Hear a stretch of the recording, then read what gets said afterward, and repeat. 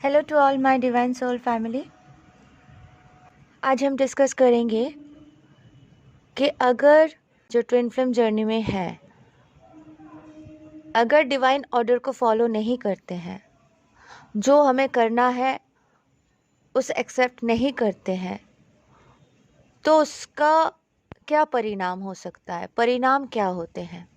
उससे पहले हम बात करते हैं कि ये जो ट्विन सोल और ट्विन रे, सोलमेट, ये होते कैसे हैं। फॉर एग्ज़ाम्पल, सपोज एक ट्री है, ठीक है, एक एप्पल ट्री है। उस एप्पल ट्री में जितने सारे एप्पल्स हैं वो एक दूसरे के, एक ही ट्री के जितने सारे फल हैं वो एक दूसरे के फैमिली है ना, ट्विन रे या ट्विन सोल फैमिली ऐसे कह सकते हैं, ट्विन रे कह सकते हैं, ठीक है, क्योंकि एक ही जैसे टेस्ट होंगे, एक ही जैसे होंगे क्वालिटीज़ सारे एप्पल्स में, क्योंकि कोई भी ब्रांच के हो, है तो एक ही ट्री का, तो सारे एक ही टेस्ट के होंगे, मीठा होंगे या खट्टा होंगे, एक ही तरीके के होंगे। तो ये हो गया एक सोल फैमिली, ठीक है, जैसे हम बोलते हैं soul brother, soul sister, similar, एक जैसे। अब एक एप्पल को आधा आधा काट दो तो क्या हो गया, ट्विन फ्लेम। तो हर कोई आधा एप्पल डीएम, आधा एप्पल डीएफ। किस तरह से स्प्लिट होते हैं, तो इस तरह से स्प्लिट होके आधा आधा बढ़ जाते हैं, डीएम एंड डीएफ। एक एप्पल को अगर दो टुकड़े कर दो, ठीक है। अब जो बाजू बाजू ट्रीज है उसमें भी एप्पल्स है, तो वो ये ट्री और वो ट्री, दोनों अलग अलग ट्रीज के एप्पल्स वो हो जाते हैं सोलमेट, उसी एरिया में है, ऑलमोस्ट सेम टेस्ट ही होंगे। तो ये हो गया ट्विन रे, ट्विन फ्लेम एंड सोलमेट्स के एक एग्जाम्पल समझने के लिए। अभी हम जो डिस्कस करेंगे ये है कि डिवाइन ऑर्डर को अगर हम फॉलो नहीं करते हैं, ट्विन फ्लेम जर्नी को एक्सेप्ट नहीं करते हैं, अगर इसको हम सोचते हैं कि थोड़ी दिन किए अब छोड़ देंगे, मतलब जो भी सिचुएशन होते हैं, तो उसका क्या परिणाम होते हैं या क्या सिचुएशन हो सकते हैं बाद में, चलिए वो हम आज जानते हैं। तो ट्विन फ्लेम जर्नी में क्या होता है, एक रनर होंगे, एक चेजर होंगे। एक भागेंगे तो हमेशा भागते रहेंगे, ब्लॉक कर देंगे, बात नहीं करेंगे, इग्नोर करेंगे, परेशान होंगे खुद लेकिन बताएंगे नहीं, वो बस भागते रहेंगे, ठीक है, वो रनर है। और जो चेजर है वो चेज करते करते करते करते चैलेंज एक्सेप्ट कर लेते हैं, क्योंकि उसको लगता है चेज करके अगर कोई फ़ायदा नहीं है तो क्या चैलेंज है, क्या करना है, क्या वे है, अब देखते हैं। लेकिन जो रनर होते हैं वो एक्सेप्ट नहीं करते हैं मोस्ट ऑफ द टाइम। अभी जो रनर होते हैं, जो भागते रहते हैं इस जर्नी से, कुछ समझने के लिए तैयार नहीं है, उनके भी दो सेल्फ होते हैं। जैसे हम जानते हैं ना, हर किसी के दो सेल्फ होते हैं, एक हायर सेल्फ, एक 3D सेल्फ।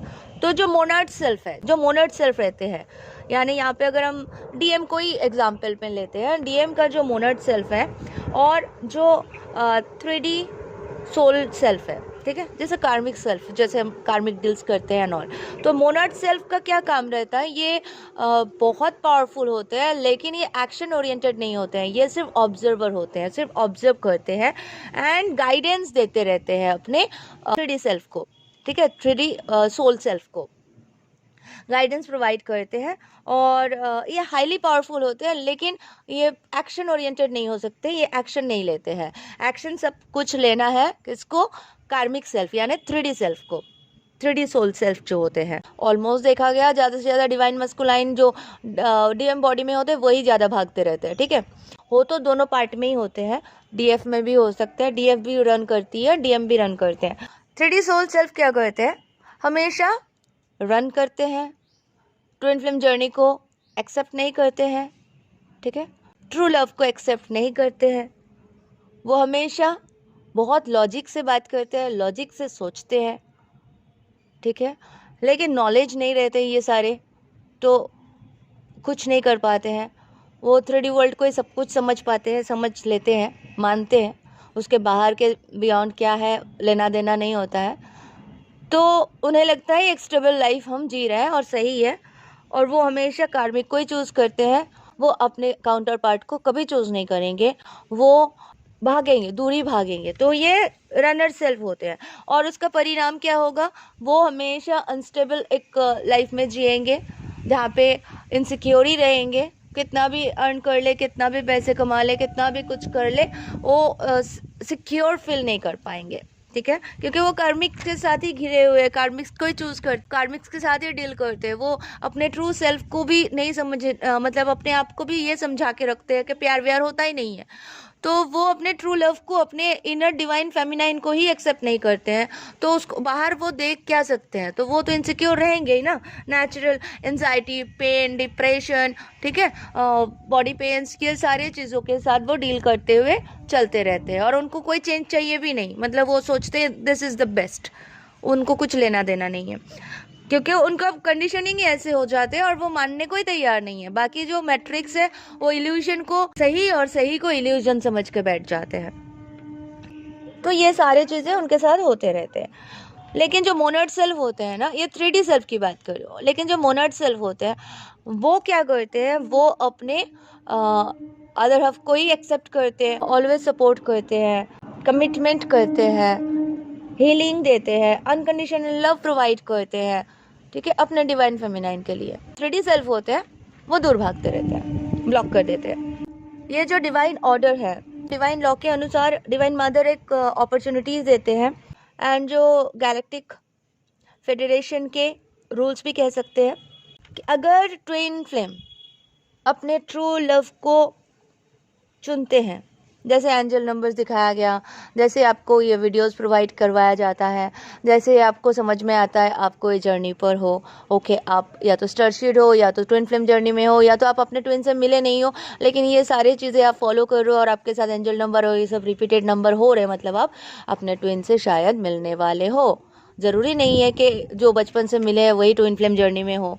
आप जब ये सारे वीडियोज़ देख रहे हो सकते हैं कि आप इस जर्नी पर हो, पर अभी तक आप नहीं मिले हो। डिवाइन आपको तैयार कर रहे हैं, because of your soul purpose में भी डिफरेंट हो सकते हैं।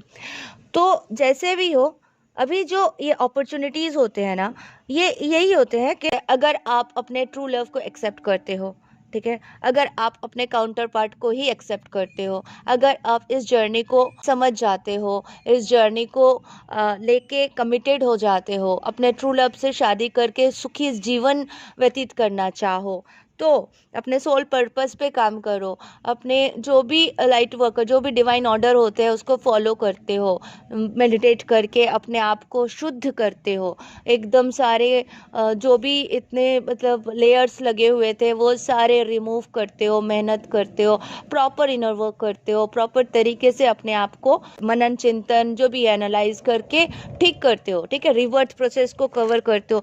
तो ये जो डिवाइन ऑर्डर है, ये सब अगर फॉलो करते आगे बढ़ते हो, सारे कार्मिक्स को लीव करते हो, पूरे छोड़ देते हो, मतलब कार्मिक्स आप समझ जाते हो, नर्सिसिस्ट रिलेशनशिप जो आपको अब तक परेशान कर रहे थे, जो भी कर रहे थे, सबको भगा देते हो अपने जीवन से, सबको हटा देते हो, एंड आप एक नए सोल फैमिलीज के साथ, अपने डिवाइन के साथ कनेक्टेड रहते हो, अपने सोल मिशन पूरा करने के लिए आगे बढ़ते हो, काम करते रहते हो, एंड डिटैचमेंट में आ जाते हो, सारे चीज़ों से समझ में आता है इल्यूजन है, पैसे, घर, बंगला कुछ भी लेके जाने वाले नहीं हैं।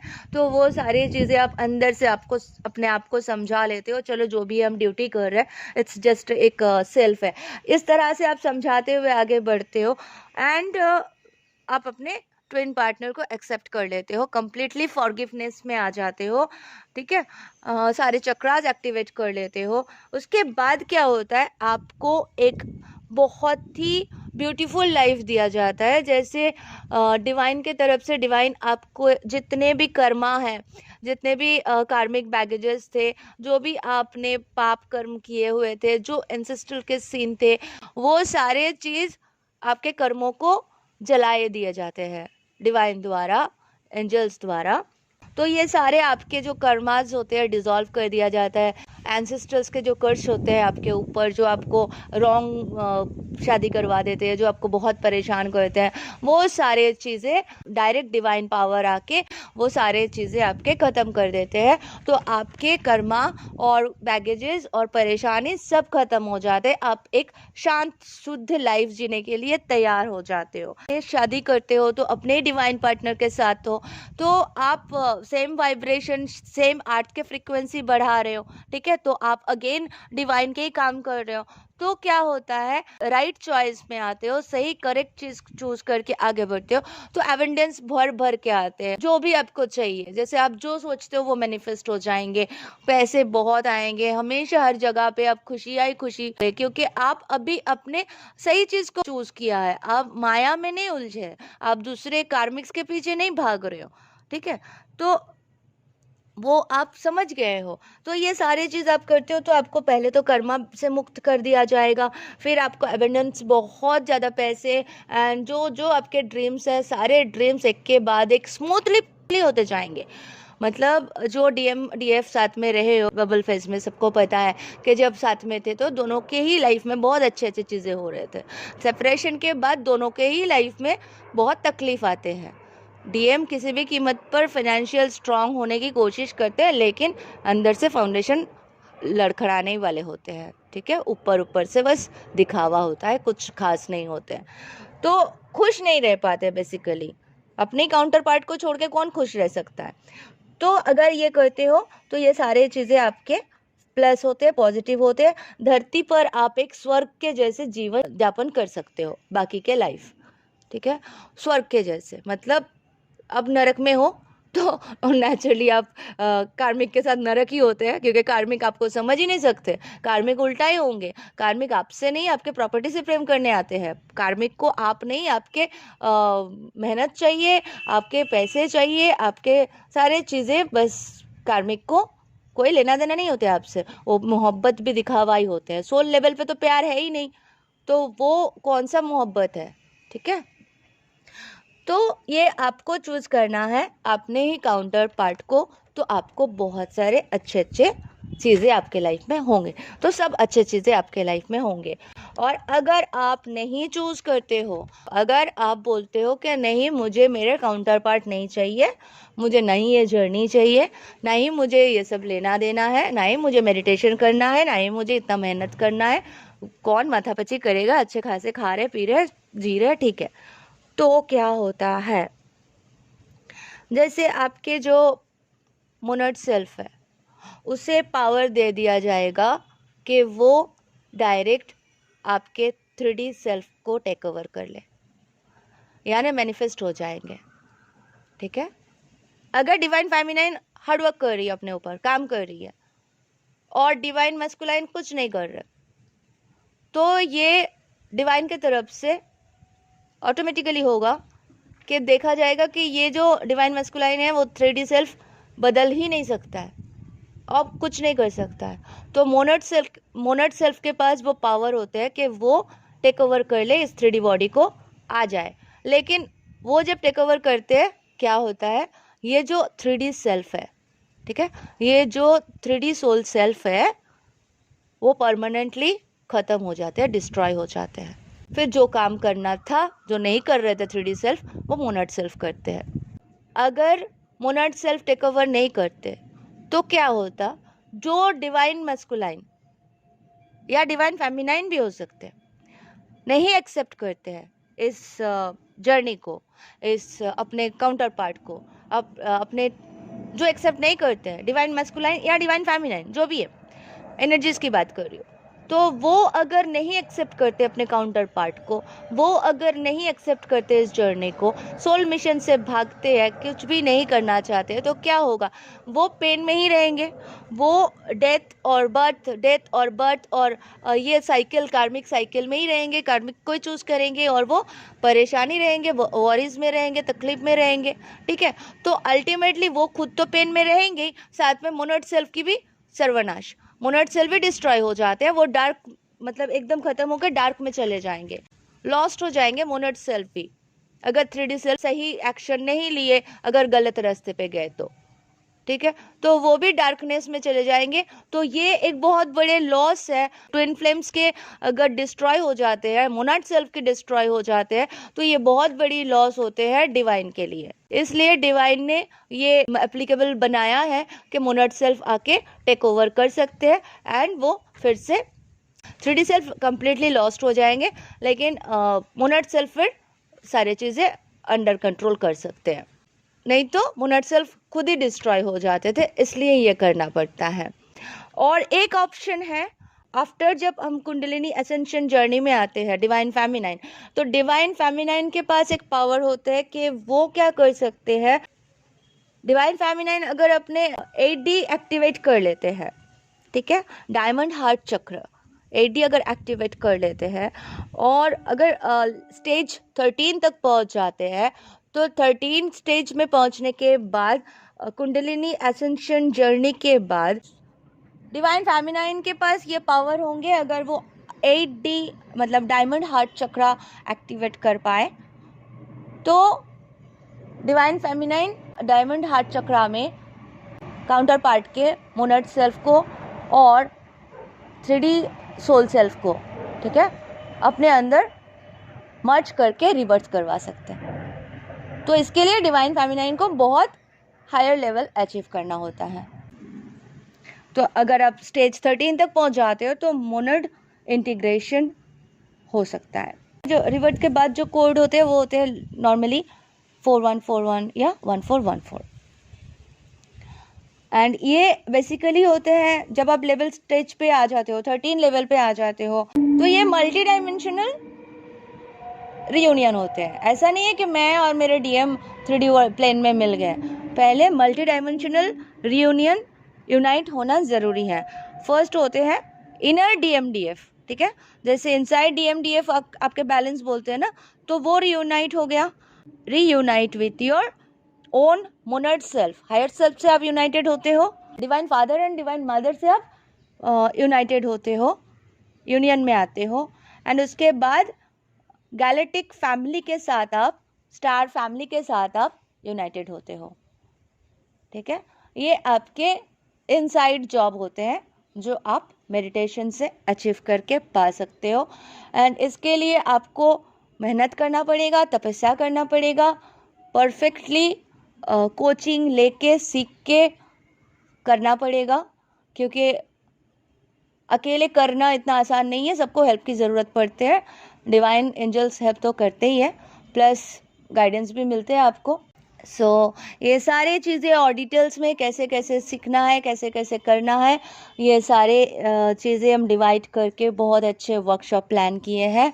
आप में से जिसको भी इंटरेस्ट हो वो हमारे वर्कशॉप अवश्य ज्वाइन करें, एंड 3 महीने का कोर्स है।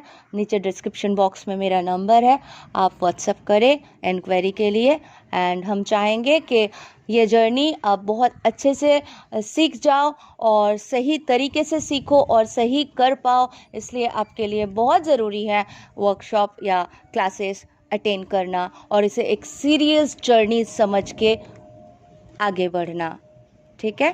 Thank you so much, love you all, God bless you all.